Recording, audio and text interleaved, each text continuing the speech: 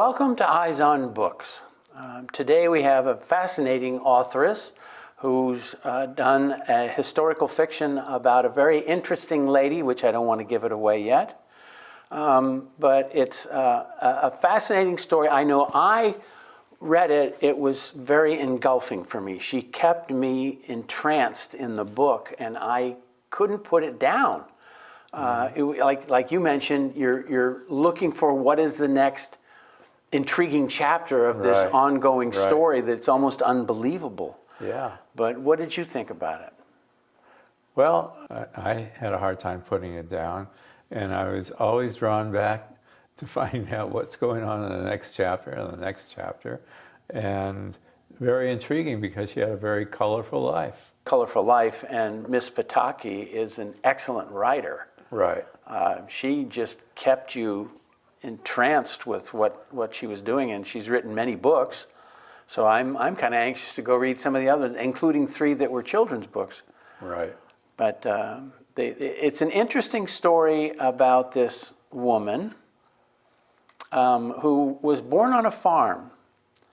Her father became ill, and they took him to see a doctor and to live with in a different home where this woman cooked magnificent food for him. And I think the food that she cooked is really what brought C.W. Post around. Mm-hmm. And also intrigued him to want to develop an easier way to make breakfast. Right. So he came up with grape nuts, which was his first major company, and it became the C.W. Post Company. And later on, he had purchased several other major companies like Bird's Eye and Kraft, and Marjorie, his daughter, was very involved in all of this and helped him develop the empire. Right. She even took the empire when her father passed away. She took the empire all the way to becoming General Foods. Right. And she became the most wealthiest female in the world at that point. Very philanthropic, built hospitals all over the world for any number of people, and did wonderful philanthropic work. She had almost a calling, I kind of call it, where she felt obligated to help other people. And she was very much a socialite. She entertained presidents and diplomats, and one of her husbands was an ambassador, so. Yeah, speaking of her husbands, she had 4 marriages. Yes. And they all ended because she was so involved with her philanthropic and business that she became single-minded. And these men who were successful in their own right felt overlooked. And then the choices that she made are questionable, since she was such a successful businesswoman and philanthropist. And the men were so diametrically opposed. It wasn't the same kind. I mean, one was E.F. Hutton. Right. One was Ambassador Clark that ended up taking her to Russia, and that's when she began to develop her jewelry and her collectibles in Russia that she brought back. And well, I want to save the last one when she comes on board, because that one I really want to ask her about. Yeah. Just drew, like you said, it just drew you in. Yeah. You know, very engaging. Very engaging. And I couldn't put the book down. Of course, you know, I had to do other things like, you know, live, eat, go to the bathroom, you know, all those other things. But it was a very, very intriguing and engaging, like you said. It was also intriguing to me because, you know, obviously my life, my socioeconomic status is nowhere near Marjorie Post's or that group of people. So it was kind of interesting to have a little bit of introspect into, you know, who they were, how they thought, how they lived, what they did. Their thinking processes are so different from mine, but it was written so that I wasn't an outcast. I was part of the story almost. Right. To And she accumulated so much money that she built Mar-a-Lago that's right. and also went out and bought a boat or a ship, Yeah, a four-master. four-master ship. And so whatever she wanted to do, she could do. Yeah. Because, like you said, she was the wealthiest woman in the world. Mar-a-Lago was interesting too because that was almost like her baby. She really dedicated herself to the construction and oversaw it for a lot. Right. And when she then sold it to the U.S. government, which was interesting because then the government couldn't maintain it. So Don Trump bought it.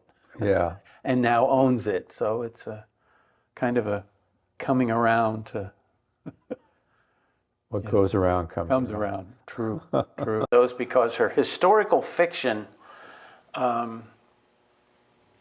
way of writing is incredible. And I'm anxious to go see those other books to see if they draw me in the same way. And she did 3 children's books, which I want to go read because I've got grandchildren that I want to see if those books would be appropriate for me to read to my grandkids. Right.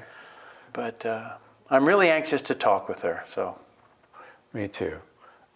and we'll be right back in just a moment with our author, Allison Pataki.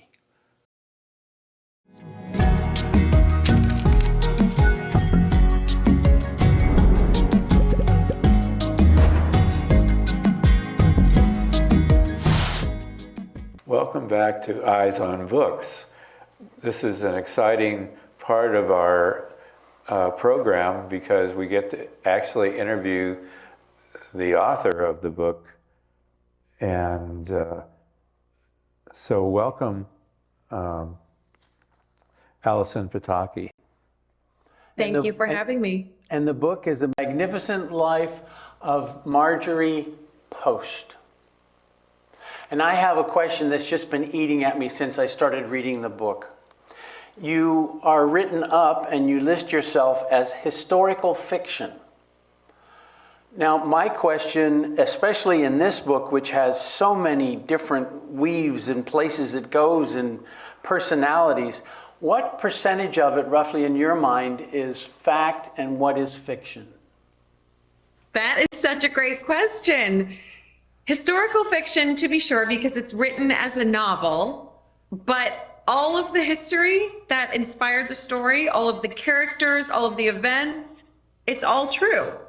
So it's hard for me to give an exact percentage because that feels very mathematical, going on the record with a number. And I've done everything I can in my power becoming a writer to avoid math in particular. I'm sorry. But how I will explain it is the history here is just so good.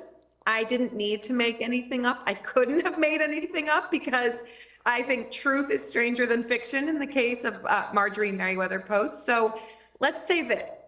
This is more anthropological.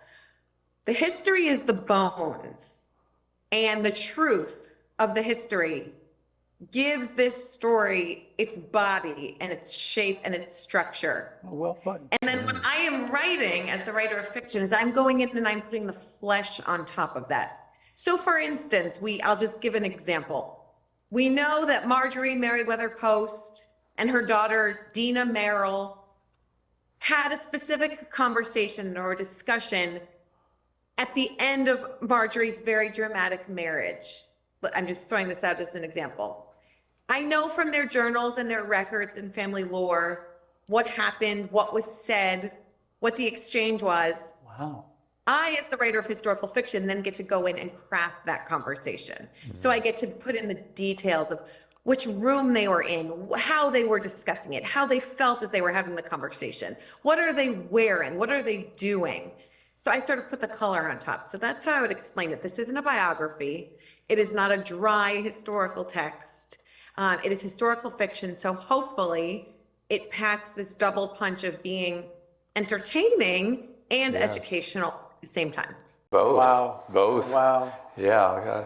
Well Had- put. Well put. I had no idea about how, the cornflakes or grape nuts or whatever came to be such a conglomeration, and here she was, her father's right hand, and then when her father passed, then went on to her, and she made some good business decisions as well.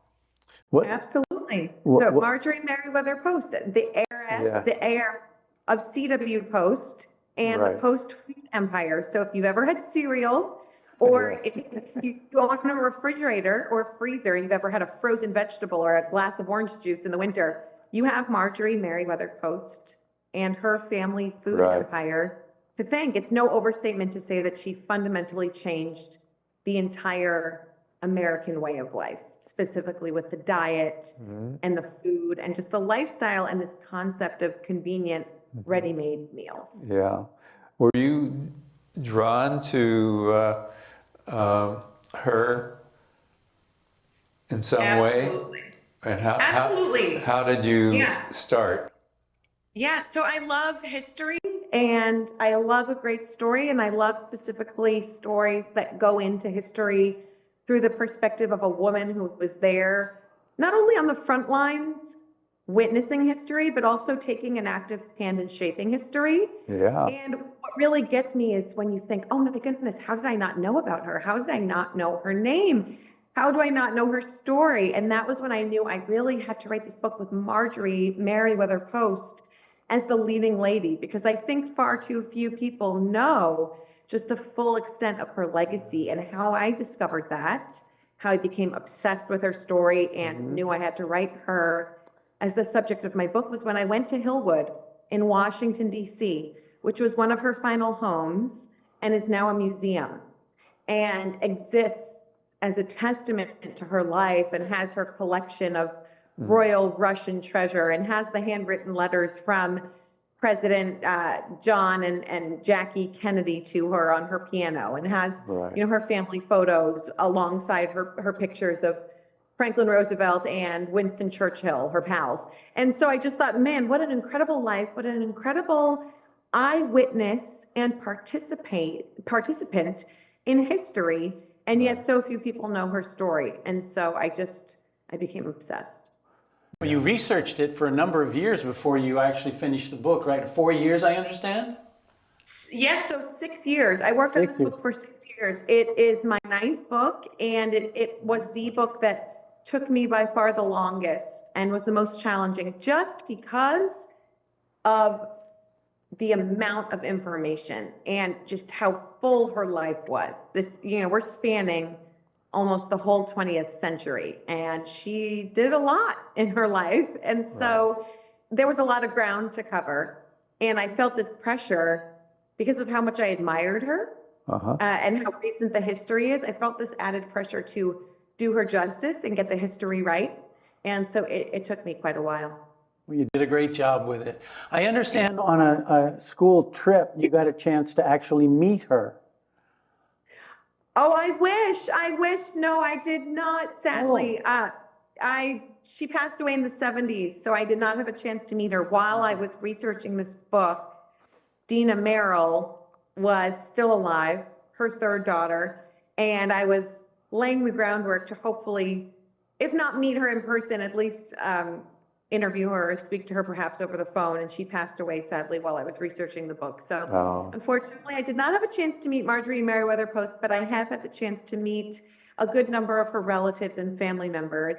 And that was an incredible experience. And just also going back to why I felt this pressure to get the story right. I'm writing scenes in this novel where people who were part of the conversations are still alive and are reading my book.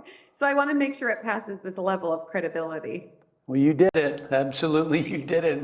Most of your information I gleaned then from meeting the relatives of Miss Post and the family and her museum and her estates. Is that correct?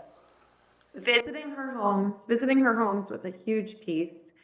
And so Hillwood now is a museum, has an entire staff of archivists and curators and docents and historians, where their work is to preserve the legacy of Marjorie Merriweather Post, whether that is traveling exhibitions on her wardrobe of the 1920s, you know, when she was hanging out with F. Scott Fitzgerald, and rumor has it inspiring the Great Gatsby with her lifestyle and the parties she threw with her husband, E.F. Hutton, or whether it is, you know, rooms and rooms full of her treasure from the Russian Empire.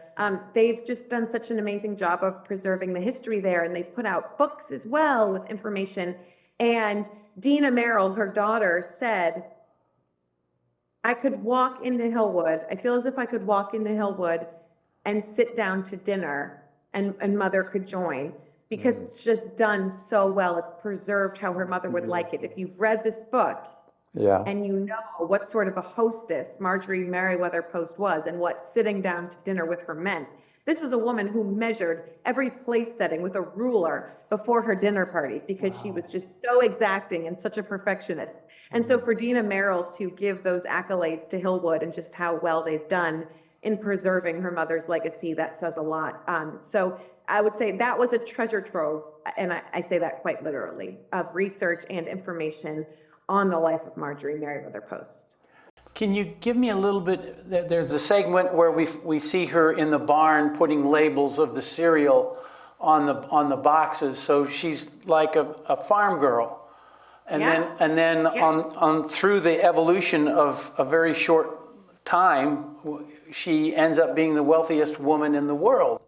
Exactly. Origins. Yes. The family, the Post family, rolled into Battle Creek, Michigan with the last of their money, with her father, C.W. Post, her beloved father, with whom she was very close and whom she really had this deep connection. He was basically not long for this world, as the family thought. And the last hope was for him to receive treatment at the sanitarium of Dr. Harvey Kellogg, as in Kellogg's cornflakes. But so C.W. Post is being treated by Dr. Kellogg at the SAN, as it was called. And while he's there, he has this idea, you know, Dr. Kellogg, this stuff that you serve your patients in the dining room, this cereal, granola stuff, this could be big if you took this out of the SAN and marketed it to the public as a meal. And the lore goes that Dr. Kellogg basically laughed C.W. Post off the premises and said, you know, this cereal, I serve it to my patients at the SAN, but it would never actually make it as a wide-scale public industry. And so C.W. Post is healed. He's restored to health while in Battle Creek. He goes on and takes his idea to market cereal to the broader public. And I think we can all agree that the idea took off and cereal took off, and he changed the entire American concept of breakfast by introducing this ready-made meal. And then the Post went on to do that with so many other ready-made products and meals, everything from the Hellman's mayonnaise to Bird's Eye frozen vegetables to household cleaning products to instant coffee. And so they kept growing as an empire. And Marjorie, as C.W. Post's only child and sole heir, was the, you know, presiding Post leader, family member of this food empire, and went on to become one of the wealthiest women in the world. Well, Dr. Kellogg, what is his relation to Kellogg cereals? Yes, so Dr. Kellogg and his brother then saw the success that C.W. Post, That's where it came together. whom they considered an imposter and an interloper, who had taken their idea. They saw the success of Post cereal, and they scrambled and they put out their own product, and it's Kellogg's. And we know Kellogg's cornflakes, and they're obviously a very successful food company as well. So the two, the Post and the Kellogg's, it turned into this very bitter rivalry because the Kellogg's thought that the Posts had stolen their idea, The Post said, well, you never did anything. You never actually were going to sell this or make it a product. I actually took it and brought it to the public. And so they had this rivalry for the rest of their lives. So there was a connection with the doctor. Okay. Yeah, I'm curious about. You said you visited one of her homes, and which is now a museum. And how many other of the homes did you visit? Quite famous now is Mar-a-Lago. She built Mar-a-Lago in Palm Beach, and her hope always at the end of her life was to leave Mar-a-Lago to the federal government to serve as a winter White House. And the federal government ultimately had to decline the offer. They couldn't manage to keep what Marjorie Merriweather Post had kept for so many decades. Her other home was, she had a wonderful, great old camp up in the Adirondacks in upstate New York called Camp Topridge, which upon her death, she left to the state of New York. It was sold by the state of New York under Governor Mario Cuomo. So it's now privately owned.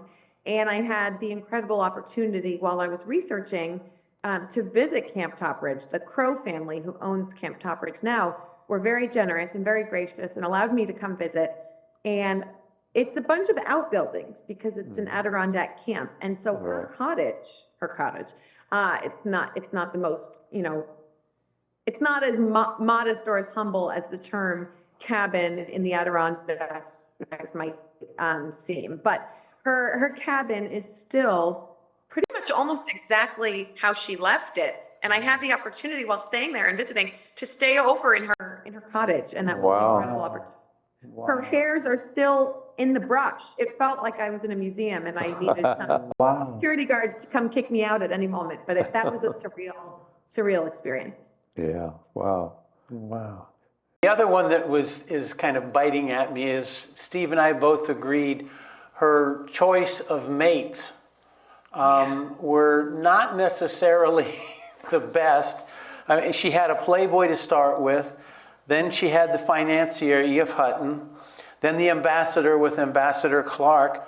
And then the last one was a homosexual, right? Holy cow. Was that real? Oh, that's all true. Yeah, and obviously she didn't know when she married him. Yeah. So Marjorie Merriweather Post was America's Empress.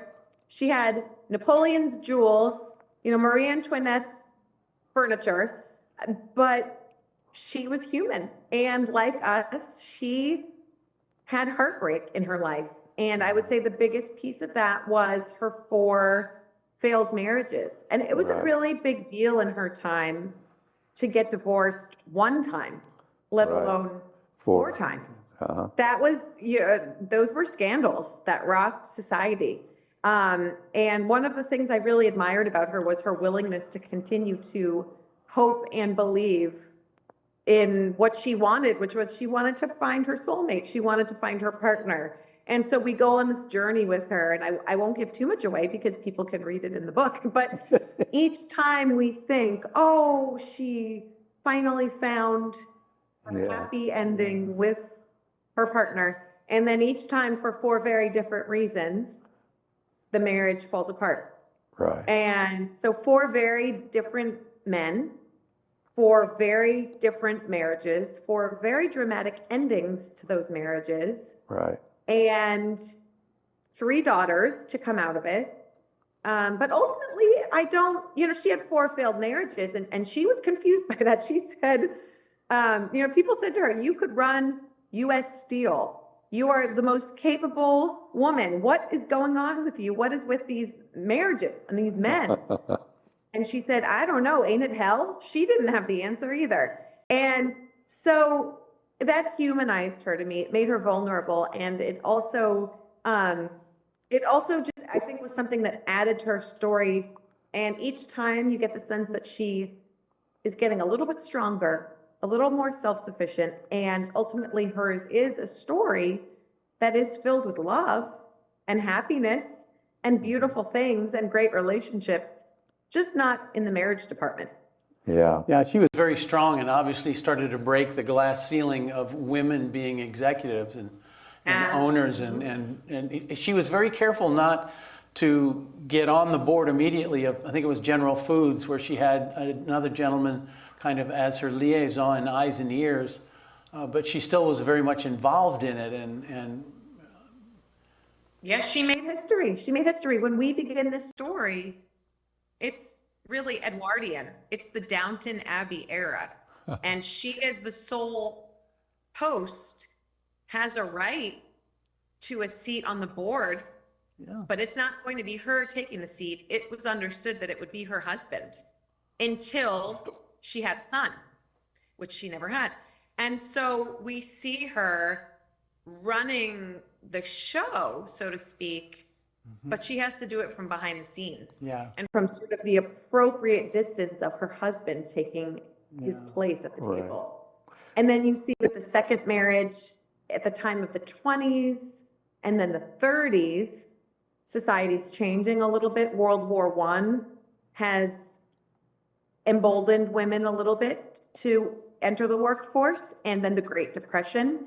And then you have FDR has a woman in his cabinet with Frances Perkins, and you have Eleanor Roosevelt as a more outspoken, less traditional first lady. And so you see the role of women in society evolving, and you see Marjorie for the first time step up in the 30s and say, enough of this, I'm taking my seat, the post seat at the table on the board of directors.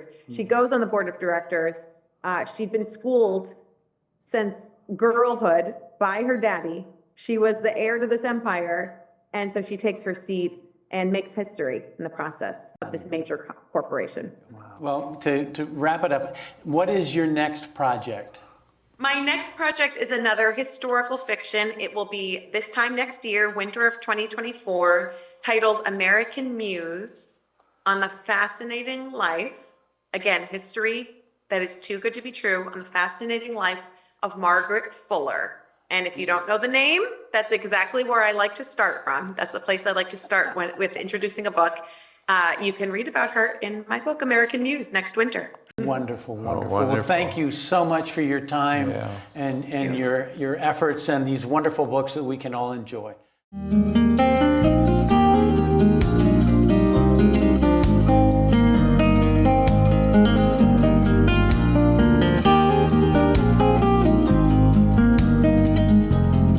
Hi, folks.